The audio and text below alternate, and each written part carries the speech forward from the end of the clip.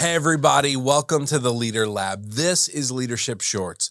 Quick thoughts to level up your leadership. My name is Chad Wright. I'm the founder of Forward Partners, and I am joined, as always, by my partner in podcasting, Emily Grace Deal. Emily Grace Deal, what are we talking about today?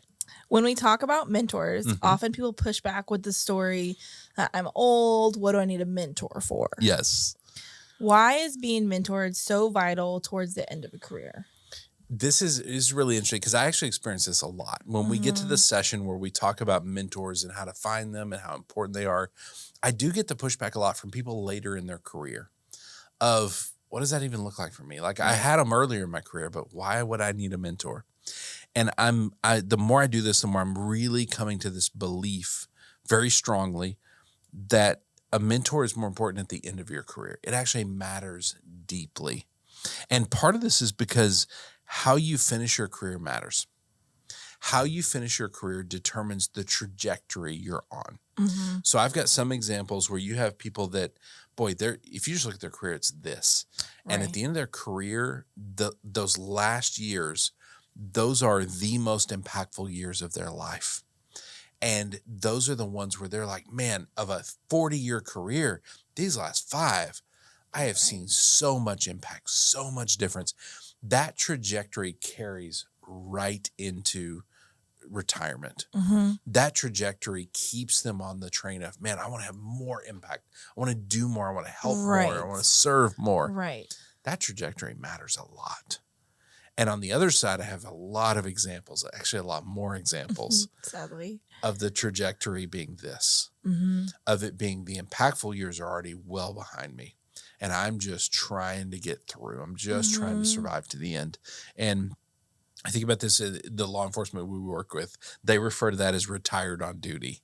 And you know the ones that are retired on duty. And the interesting part is they're actually not just not having impact in a positive way at the end of their career, they're actually doing a ton of damage because rarely are they actually doing an effective job. And they've probably reached a level of leadership where they're influencing a lot of people.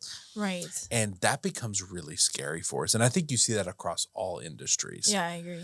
And so ultimately, how we finish our career, that trajectory, it matters deeply. The other thing that really matters is retirement's hard. And I don't think people know that. I don't think they acknowledge that. But retirement is ultimately not about feet up, margarita in hand. That can be a feature of it, but that cannot be the only feature. If that's the only feature, your legs are going to go to sleep and you're going to be really drunk. If you spend all day doing that, not sure if that's the takeaway I should have gotten, but that's where my brain went. If that's the only thing you ever do, there's no purpose in that. There's nothing deeper in that. And we as humans are designed to need purpose. And when we don't have purpose, we drift in really bad ways. Believe it or not, that will get old eventually. Listen, it'll be great for a few days. Don't get me wrong. My vacations will often look like feet being up, margarita in hand. So I'm not opposed to the idea. I'm saying that can't be the next 40 years of your life. That retirement is ultimately about, how am I going to continue to have an impact? What is my purpose I'm going to keep living out? Like everything else we talk about, that will not happen unintentionally. Right. I keep thinking about, so like when we talk about how it's hard to say I need help. Yes. Well, it's kind of like we are given permission in the earlier years to be like, oh, well, I'm going to have a baby, so I can get like help or advice on what to do when that happens. I'm starting a new job. I can get a mentor that's going to help me through that piece. And so I think at some point, maybe we get this point where we're supposed to be these wise people. Yes, it's less acceptable. Right. And so then it's like, oh, well, I can't ask for help now. I'm supposed to know what I'm like doing. I'm supposed to know all of the answers. Well, to be fair, you haven't ever retired before. You haven't ever hit this point of your life. You've never done it before, no matter where you're at. So you still have permission to say, I need help. That is a really great point. That is such a great point. And I think I don't think you're ever done. I think retirement is like one of those big ones we think about. But really, like, if I make it to 85 years old, and the joke is I want to die at 85 yelling at people about leadership, just keel over on stage. Let's pretend that doesn't happen. Let's pretend I make it to 85. I still need mentors. I want to go find a mentor that is in their 90s, that is still having an impact, because life looks different in that decade. That's a hard decade, right? There's a lot of challenges there. can you still have an impact at 95? I want to go find 95-year-olds that are doing what I want to do. They're creating what I want to create. Mm-hmm. That mentorship never really stops until you're done. Right. And at that point, you don't really need a mentor anymore. You're okay.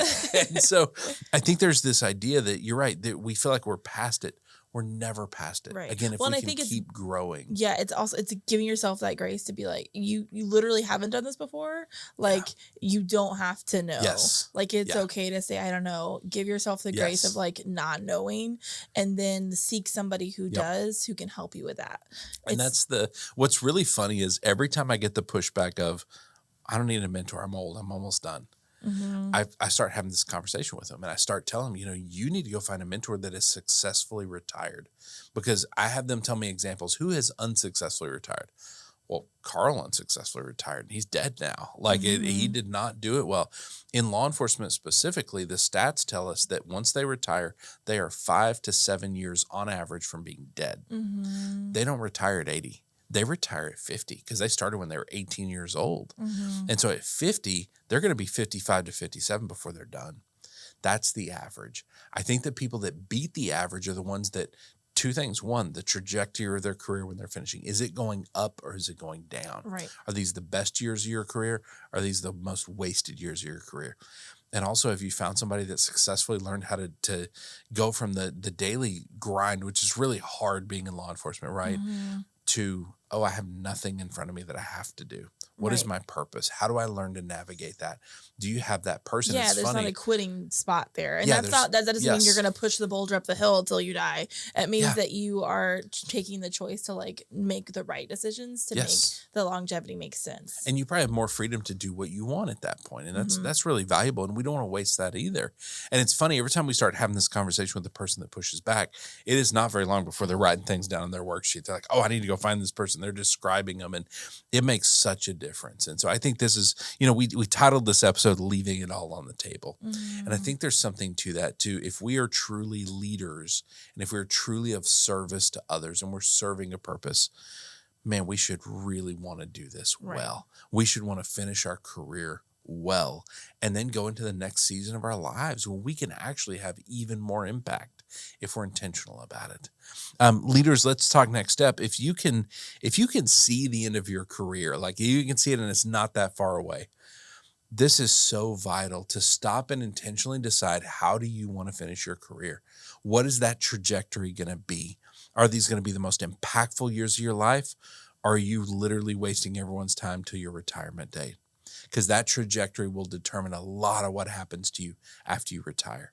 And on the other side, go find someone that has successfully retired, someone that has finished their career and then continued to serve purpose, continued to grow their impact and grow their legacy. Much of the legacy you leave behind will not be about the 40 or 50 years you worked. It'll be about how you finished and what you did after that. That is where you can have the most impact. That's what people are going to remember. And that's where lives are really going to change. Emily, thank you so much for bringing this.